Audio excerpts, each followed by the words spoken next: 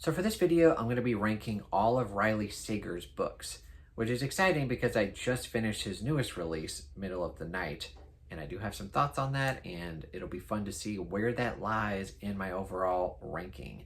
And Riley Sager, I wouldn't really call like an all-time favorite author, not even really like a favorite thriller author, but it's kind of like half and half, or like half of his books I do enjoy, and then half of his books I seem to have major issues with.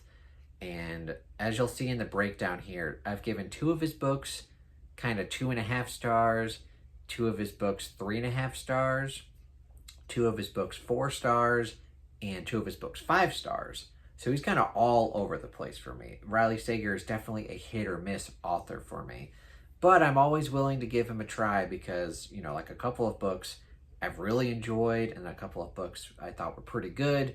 So there's always a chance that I'm going to enjoy his books, but there's always a chance that one of them is a dud. But his books are usually fun and easy to read nonetheless. And for this video, we're going to be ranking all 8 of his novels. So without further ado, let's go ahead and jump right into it. So starting off at the very bottom, number 8, we have Final Girls. This might be an unpopular opinion, but I really didn't like this. And this is definitely my least favorite.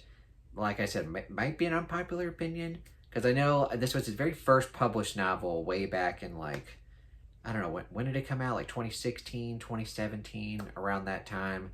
And a lot of people were praising it like, oh, this is like a brand new thriller and it's so good. I was a little late to the party. I think I read it last year and I was just not that impressed. And I had heard people say that like, oh, if you're new to thrillers, it's going to be fun. If you're not really new to thrillers, or if you're like a big horror fan, you're not really going to get along with it. Quite frankly, I thought it was boring. I didn't really like any of the characters. The main character, I really didn't get along with either. And the ending, it was slightly predictable. And I don't know, just overall, it wasn't really that fun of a Riley Sager book. Like even, you know, the ones that I have major issues with, I tend to have fun with them anyway.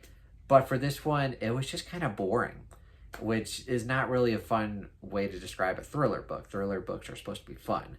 But this one was just boring. So that's the main reason why this is number 8 on the list. Final Girls, I really just didn't like it that much. And kind of in the same vein, for number 7, we have The Last Time I Lied, which I also gave 2.5 stars. So I gave both Final Girls and The Last Time I Lied 2.5 stars. This one has a bit of a redeeming quality where I did enjoy the main character. So this one's about a woman who 15 years prior went to a summer camp and a few of her friends went missing and were never found. Now she's returning 15 years later to be a painting counselor. I think her name is Emma. And her as a main character was interesting enough, and it kind of flipped-flopped back and forth between the present and the past. So that was good. Again, though, kind of my overall complaint with this one, it was a little bit boring. It took a long time for me to get somewhat invested into the story. And even then, by that point, like figuring out what exactly happened, I wasn't able to predict it, but I didn't really love the outcome of like what happened. So overall, this was definitely a disappointment. So yeah, this one kind of is like in the same vein as Final Girls. Maybe this one I could reread and have a better time with, but honestly, probably not. So yeah, Final Girls and The Last Time I Lied both got 2.5 stars. But this one gets the slight edge because I somewhat enjoyed the main character. So for number 7, we have The Last Time I Lied. And number 6 on the list, we have Survive the Night. And this one is kind of a tale of two halves for me. I ended up giving this book 3.5 stars, and really the first half of this book I loved. And the main reason for that is because the premise was just such a simple setup. You've got this woman who basically hitches a ride to this place that she's going to, and in the first half of the book, she's kind of convinced that the driver is a serial killer. So she's kind of stuck in this car with this guy, and the whole time she's freaking out because, like, it's probably a serial killer. So that tension really worked for me. It really, like, the second half of the book where they're not really in the car and there's other stuff going on and there's just some reveals. That part was very messy for me. And then the ending I didn't really love. So this book was kind of a tale of two halves. The first half was so good. Like if that would have just been like a novella and like just that like premise of like being locked in a car with a serial killer, that would have worked really well for me. But like I said, the second half of the book, it goes a little off the rails and there's some character decisions that I just was like, what? you know? But yeah, the second half of this I did not agree with. So yeah, like the first half was 5 stars, loved it, and then the second half was like 2 stars. So I just kind of settled on 3.5. Not really a book that I really want to go back to because I know how bad, at least in my opinion, that second half is. So this settles on the list at number 6, higher than the other two because, you know, there was like real potential of this being a really great book. Like the first half, I was in for it, but the second half I did not like. So for number 6, we have Survive the Night. And number 5 on the list, we have Lock Every Door. And this one also gets 3.5 stars for a similar reason to Survive the Night. I was loving probably like the first, I don't know, 75-80% of this book. Like it was to the point where I'm like, oh, this is probably like my second favorite Riley Sager book. Like as long as the ending is good. Well, I did not love the ending. In fact, I think the ending was just kind of dumb. This one is kind of about a person who gets very lucky with a job who essentially they get to just babysit this really old and luxurious apartment and they get paid to live in there. So kind of a sweet setup. But of course, it's Riley Sager book. Some weird stuff is happening. The neighbors are kind of acting weird and shady. And I don't want to get too into it because it is a lot of fun to like go through the journey of this book. But for me, the ending, once you figure out kind of what's going on, because the whole time, Riley Sager is making you think that one thing is happening. But then the reveal of what actually is happening, I was just like, are you kidding me? Like, this is what we're doing? This is the result? I just was like, oh, I was just rolling my eyes so hard. So for that reason, I'm giving it 3.5 stars. I initially was like, I loved like the first 80% of it, but then the ending, I just really didn't get along with it. But yeah, it was still fun, but like I said, getting to that ending was just like, man, I just like it's just deflated. It's just deflating. But overall, it was still a fun book. I put it at number 5 on the list. Lock Every Door. And then we get to the top 4. I gave all of these books at least 4 stars. I really enjoyed all of these books. I would definitely consider going back and rereading all 4 of these books.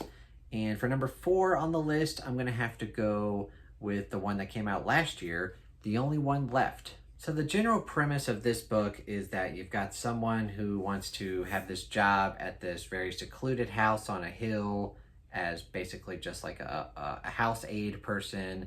But the catch is that this house is notorious for having a very famous mass murder of a family, and a lot of people suspect that at the time in the 20s that their 17-year-old daughter killed everybody, and now it's 1983 when the story takes place, and this person, you know, is confined to a wheelchair, doesn't really move, doesn't really talk a lot. And of course, this woman gets the job and some creepy stuff is happening in the house, of course. And the fun stuff is just getting all of the different reveals throughout the whole book. It's definitely got a very good atmosphere. Like I said, it's, you know, like a big mansion on this cliffside hill over the ocean. So it's got that kind of creepy vibe to it. The house itself has a lot of interesting characters. And of course, throughout the book, you get a lot of interesting character reveals and moments. It does get a little goofy at the end, but I didn't mind it. I liked it. I liked all the reveals that we got. It wasn't perfect by any means, but it was still a lot of fun. It was definitely a lot better than the previous Riley Sager books that I just mentioned on the list. I had a great time with it. I know some people were kind of bored with it because it is definitely more of a slow burn. Some of his other books maybe are a little less of a slow burn, but I think I tend to like his slow burn novels a little bit more. I really like this one. I would definitely consider rereading it. But yeah, overall, this one gets 4 stars, and it's my 4th favorite Riley Sager book, The Only One Left.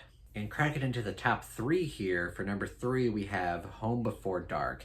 And this was fun because it's actually the very first Riley Sager book that I liked. I did give it 4 stars. I do like it a bit more maybe than The Only One Left. They're kind of tied, but I'm going to give the slight edge to this one. I had a really good time with it. And it does have one of my favorite kind of bookish tropes of having a book within a book. Kind of the premise for this is that a long time ago, this girl and her parents moved into this house. Some haunted house kind of stuff happened, and they fled in the middle of the night. And now that little girl is grown up and doesn't really remember a lot about her childhood and what went on in that supposed haunted house. She doesn't really believe in any of it, and actually she's taking this house and is gonna like restore it and kind of sell it maybe.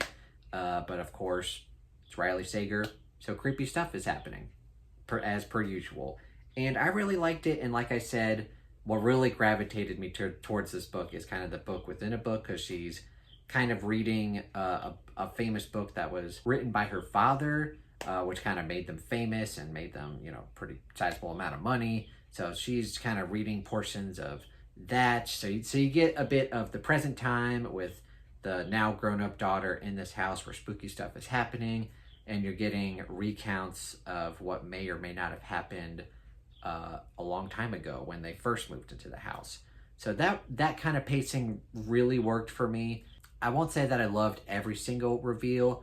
I will say at the very end, there's one last reveal that we get that I'm like, you maybe went a little too far. Like, that's, I don't know.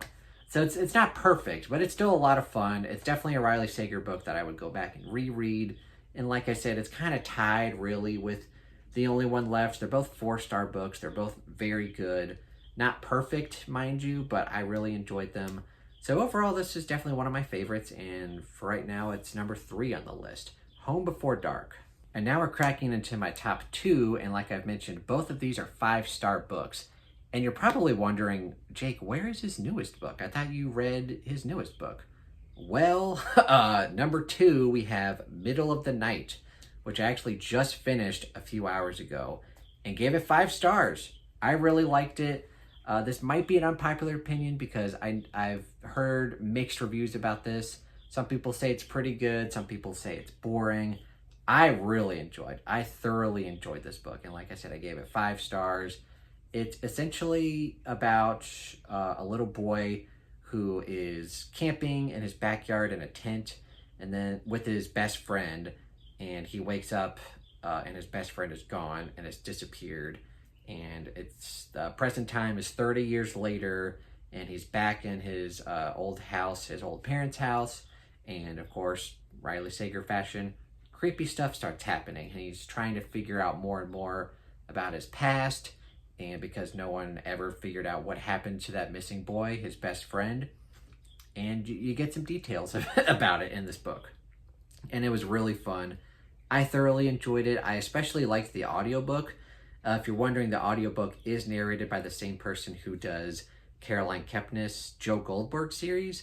So, fantastic narrator. I loved the audiobook of this.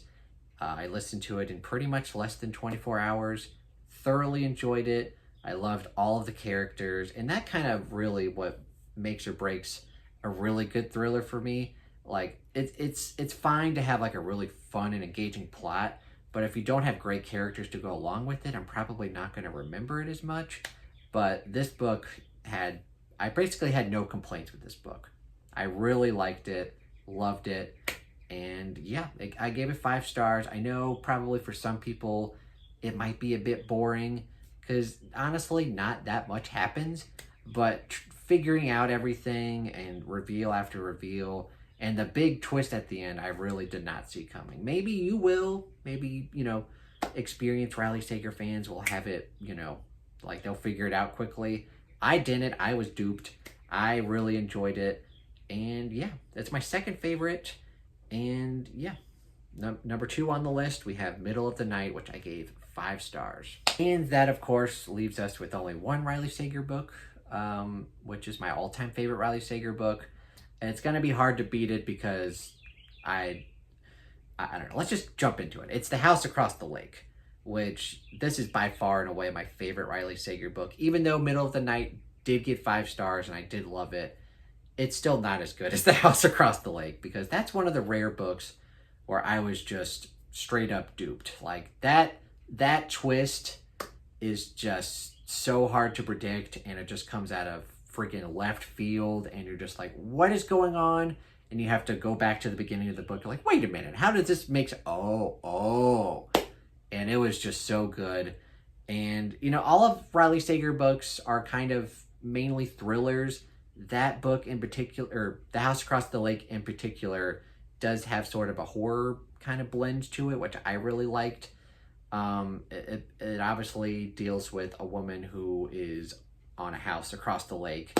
I really don't even want to give too much away, because it's just so much fun to jump into not knowing really anything. And I really don't want to spoil anything, especially the twist. So I'm just going to refrain from talking about it in too much detail. But just know that if you want a wild ride with a crazy twist you could really never predict, definitely check it out. I know some people don't love the twist, and when they get to it, they're like, really? Ugh, I don't know. But for me, it worked perfectly. It really suits my taste. I loved it. It's definitely a book I will go back and reread, even though I know the ending. It's just going to be so much fun to be like, oh, yep, that's where he foreshadowed it a little bit, and that's where it makes sense. And yeah, it was just so much fun. And I really don't think he could top it, really. I don't know. It just depends on if he writes a similar twist or a similar kind of book to this, but everything just worked in this book. I had zero complaints. I was hooked from the start, and it was just really perfect. So yeah, that's number one for me, is The House Across the Lake. All right, so that is my ranking of every Riley Sager book, if I can even say the guy's name right.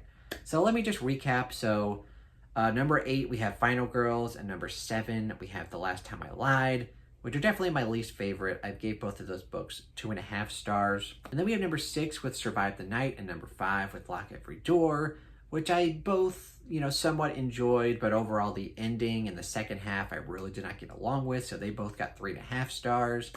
And then we have number 4 with The Only One Left, which came out last year, and number 3, Home Before Dark, which I both very much enjoyed, but gave both of them 4 stars. Really enjoyed them. Not perfect, but they're definitely books that I would consider going back to reread. And then we obviously have number 2, which is his newest book, Middle of the Night, which I thoroughly enjoyed, gave it 5 stars. But still, my number 1 favorite is House Across the Lake. 5 stars, one of my all-time favorite thriller/horror books. So yeah, that's my ranking. Definitely let me know what you think down below. If you agree with me or disagree with me, leave down your comments below. And overall, what is your favorite Riley Sager book? And please feel free to leave down your ranking down in the comments below.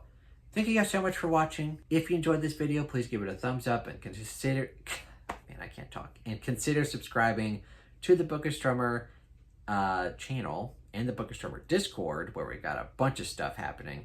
Where we were actually doing a middle of the night buddy read for our Thrill, Chill, or Kill book club, where every month we do a random thriller horror book for our book club. So if you're interested in that, we'll link down the announcement video for that. Every month we pick a random one, and yeah, Middle of the Night was our pick for July, and I'm very interested to see what people think of it. But yeah, this was a lot of fun. Yeah, so that's my ranking, and thank you guys so much for watching, and have a fantastic day.